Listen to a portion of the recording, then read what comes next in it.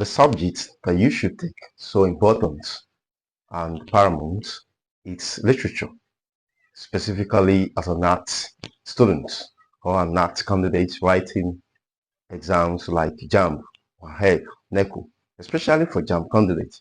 Literature should be a subject that you should try to work very hard so that you can have good and enough mark, especially for you as a JAMB candidate. Likewise, for WAHEC and NECO candidates, literature has proven to be a difficult subject for art students to pass in, because the concept of literature as a subject is require a kind of creativity and intelligent and logistic thinking. For you to be a literary student, you have to take to some high extreme your level of analytical composition, and as well as your thinking faculty. So for this video, I want to explore on the areas that are very peculiar in literature, especially for candidates writing these exams earlier mentioned.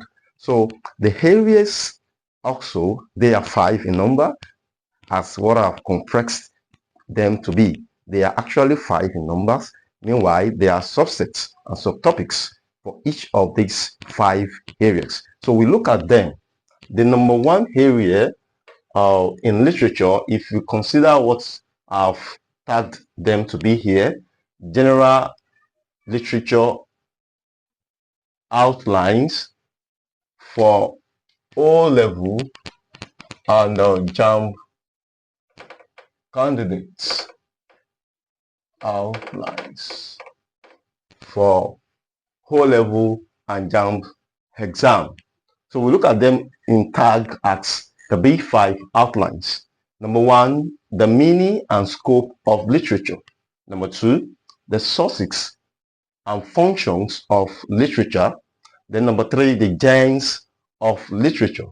Number 4, the literary terms and figures of speech. Then the last one, the selected text. You look at these areas, they are very paramount in literature, and I can promise you that if you can do well to trash all of these areas in literature very extensively, I promise you, you have good grade and as well as good score for your literature subject, both in JAMB and WAHEC or NECO. So we look at literature. The first item here, we look at literature and scope of literature. In my subsequent video, if I could not be able to talk about all of these items, we'll be taking them one after the other. We discuss topics under them and we bring past questions so we can relate on actually how we can read using these outlines to passing exams in literature. So we look at the meaning of literature. Meaning of literature. Meaning of literature. I'm very sure a lot of us, we are not we are actually familiar to the meaning of literature, but meanwhile we look at literature. You see, literature, literature is a subject that reflects the society from the angle of the people's culture, the lives and experiences of the people. We discover that literature has been a subject that has helped to project and to reveal the happenings in the society, especially from these different dispensations and periods. We discover that scholars in literature, they use literature's knowledge to reflect, to project the society, in the sense that most of the way our scholars or writers in literature, the way they promote their works is a kind of an unrevealing means. And that is why we normally tag literature as a creative work of an art. How do I mean by that? That is, scholars use their knowledge of creativity to reveal, to depict the society, the happenings in the society. And that is why there's this a general acceptable definition of literature, which we always consider literature to be the mirror of life. If you look at that concept, mirror is a subject that when you put yourself in front of it, or when you put an object in front of it, it reflects, it shows whatever is being placed in front of it. So we compare literature as a mirror, because why? Literature has proven to be a subject that helps us to understand the society.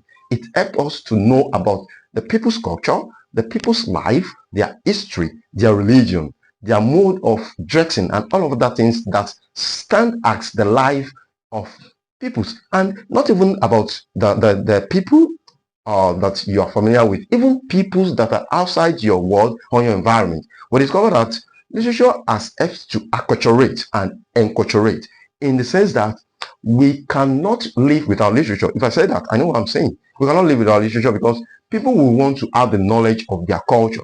And how do we gather knowledge of our culture? Is by reading literary texts, is by being exposed to diverse literature, diverse work of arts by scholars. So we discovered that literature basically is the mirror.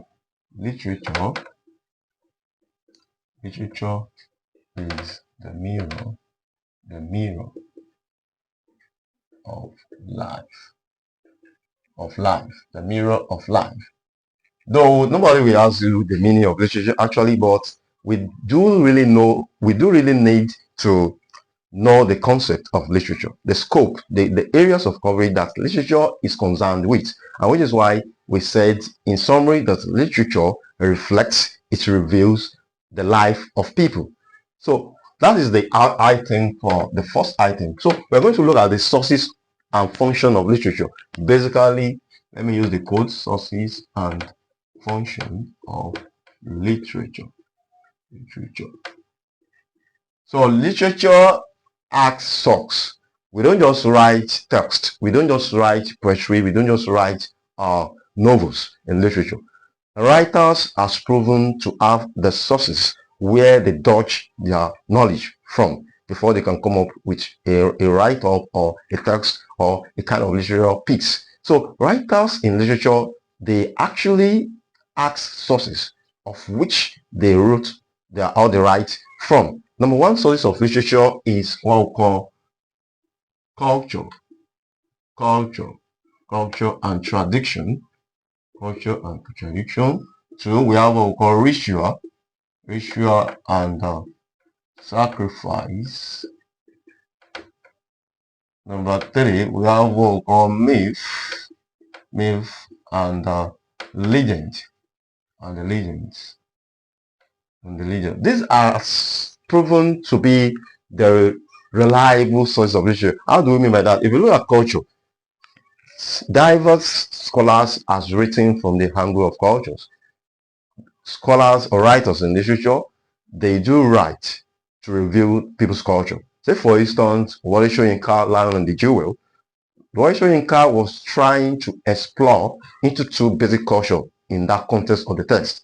He tried to compare the Yoruba traditional culture and the modern and Western culture, especially where he put it, he revealed it through the angle of marriage. We discovered that these two cultures are revealed. They are revealed in Wole Soyinka's play, The Lion and the Jewel. So writers ask culture as their solid foundation or source through which they write from. So cultures of people being exposed to the culture. So people's cultures can actually be revealed through various literary texts.